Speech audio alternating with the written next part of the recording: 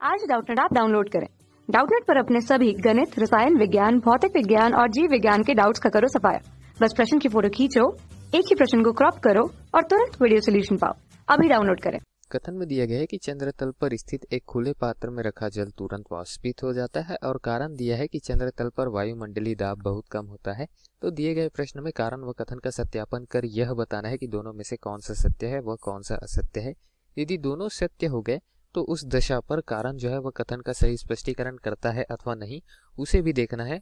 उस आधार पर हम ये बता पाएंगे दोस्तों कि दिए गए इन चार विकल्पों में से कौन सा विकल्प कथन व कारण के बारे में सही बताता है। तो कथन पर दोबारा चलकर देखते हैं क्या कहा गया है।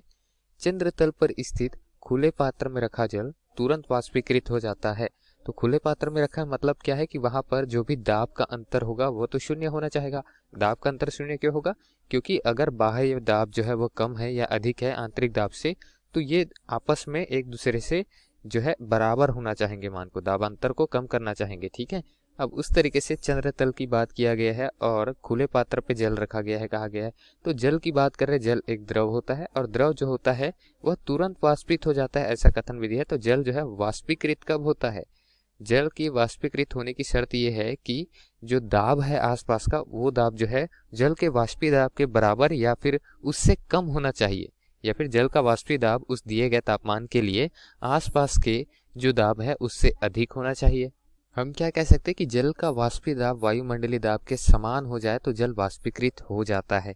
ठीक है, तभी हम क्या करते हैं, जल का तापमान बढ़ाते हैं ताकि उसका जो वाष्पीय दाब है वो बढ़ जाए और इतना बढ़ जाए कि हमारे जो वातावरण के दाब है जो कि एक वायुमंडलीय दाब के बराबर है पृथ्वी सतह पर, उसके बराबर हो जाए, तब जल जो है वह वाष्पीकृत होता है। वो 100 अंश सेल्सियस के ऊपर होता है। लेकिन चंद्रमा सतह पर एक वायुमंडलीय दाब नहीं है, चंद्रमा सतह पर तो वायुमंडल ही नहीं है।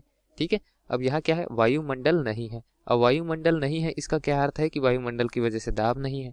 ठीक, तो चंद्रमा सतह पर वायुमंडल का अभाव होता है। अभाव होने की वजह से वहां पर दाब जो है वह नगण्य रहता है। ठीक है, वातावरण का दाब देखे चंद्रमा सतह पर, ठीक, तो वातावरण का दाब जो है वह लगभग शून्य ही रहेगा, नगण्य ही रहेगा। ठीक है, नगण्य होता है, यहाँ लिख लेते हैं।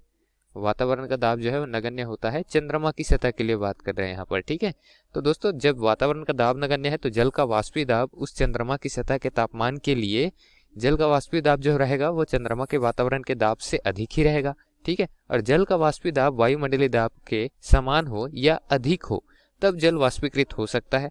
तो तुरंत वाष्पीकृत हो जाता है क्योंकि हमको अधिक ऊष्मा या फिर ऊर्जा देने की आवश्यकता नहीं है, वो तो पहले से ही इसका दाब जो है वाष्पीकृत का वो चंद्रमा सतह के वाष्पीकृत के दाब से अधिक है। ठीक, यहाँ लिख लेते हैं। प्रश्न में क्या दिया है, खुले पात्र में रखा जल दिया है, तो खुले पात्र में रखे जल के लिए वो जल के वाष्पीय दाब का मान जो है बहुत अधिक होगा चंद्र सतह पर जो भी दाब उपस्थित है जो कि नगण्य है उसके सापेक्ष। ठीक है, तो इस तरीके से जल जो है वह तुरंत वाष्पीकृत हो जाता है। तो कथन में जो दिया गया है दोस्तों वह तो सत्य है। ठीक, अब कारण देखते हैं। तो कारण पे दिया चंद्र सतह पर वायुमंडलीय दाब बहुत कम होता है। जी हाँ, कारण भी सत्य है। चंद्र तल पर वायुमंडलीय दाब का मान है वो बहुत ही कम होता है या फिर नगण्य होता है, ये भी मान सकते हैं। ठीक है, नगण्य अर्थात क्या है कि शून्य से लगभग बराबर मान सकते हैं। ठीक, तो कथन और कारण दोनों सही है। और कारण को देखिए, हमने कारण पढ़ने से पहले ही लिख दिया था नीचे कि वातावरण का दाब नगण्य होता है।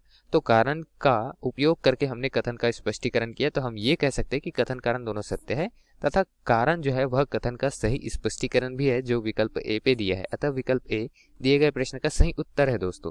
धन्यवाद। कक्षा 6 से 12वीं से लेकर नीट, IIT, JEE वो एडवांस के लेवल तक 1 करोड़ से ज्यादा छात्रों का भरोसा।